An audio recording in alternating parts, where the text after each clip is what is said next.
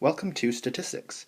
Statistics is the science of collecting, organizing, analyzing, and interpreting data in order to make conclusions and decisions about the present and the future. Data is information coming from observations, counts, measurements, or responses. And there's two different types of data sets. We have a population and a sample. So a population is the entire defined group under study.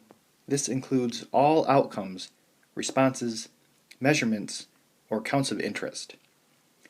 A sample is a subset or a part of the population, and a sample must be representative or reflective of the population, and sample items must be randomly chosen. So I want to skip for now the definitions of parameter and statistic, but we will come back to those. The directions say determine if the dataset is a population or sample.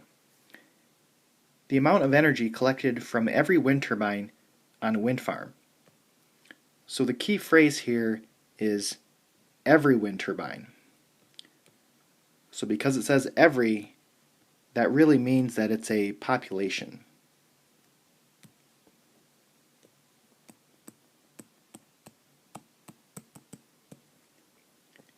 Number 2 says the amount of energy collected from 10 wind turbines on a wind farm of 120 wind turbines.